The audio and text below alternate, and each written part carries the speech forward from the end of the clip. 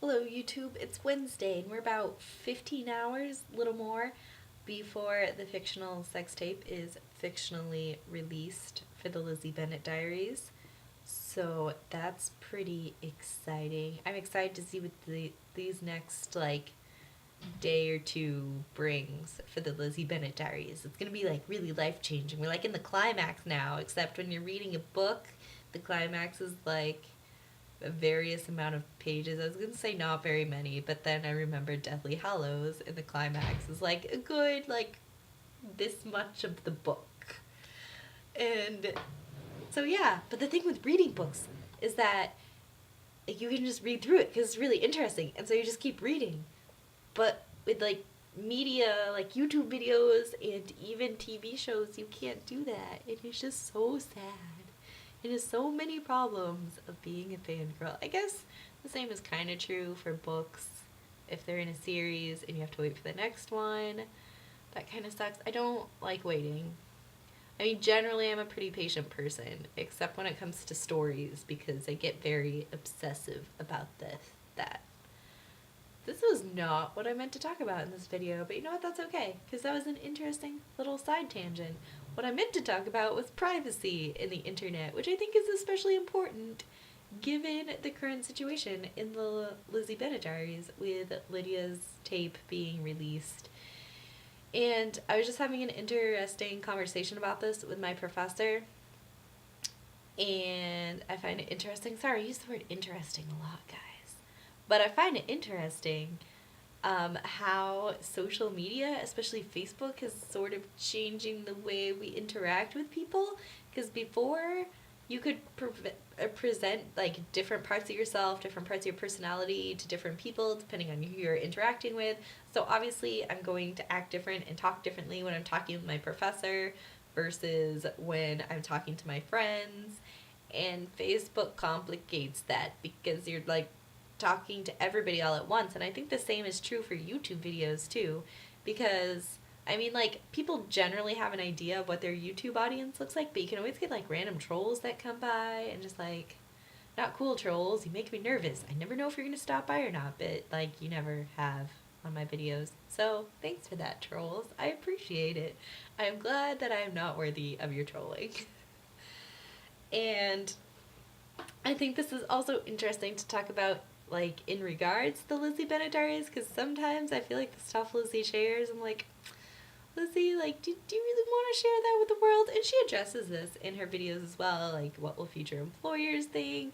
What if the people she's talking about find out the videos, that really excited moment when she told Darcy about the videos. He's what videos? And I was ah! That was the biggest thing to happen to the Lizzie Bennet fandom at that moment. It was a big deal. I remember freaking out about it. And now we have the issue with Lydia, and something she didn't even intend to put on the internet is now going to be on the internet. And that's very sad. And I think it's very exciting the way our current generation is documenting everything. Because I, for one, am really bad at documenting things. I'm really bad at taking pictures. I'm bad about writing in journals. I'm just bad at that kind of stuff. And then later I'm oh man, I wish I had video of this or pictures or had written about this. And while I may not journal about stuff, I can go back and look at status updates on my Facebook and kind of get a sense of what I was thinking at the time, and that's really cool.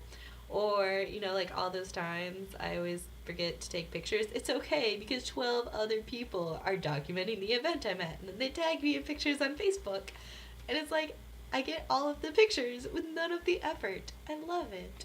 But at the same time, sometimes I want those pictures, but I don't want them to be on Facebook because future employers may not like the fact that I enjoy having fun every now and then. And that's sad. And it's annoying that I can't separate those parts of my lives because employers like to Facebook check people nowadays, which is just why?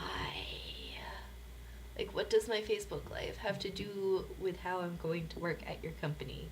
I don't understand. I mean, maybe if I were being really racist or something on my Facebook page, then that might be kind of important.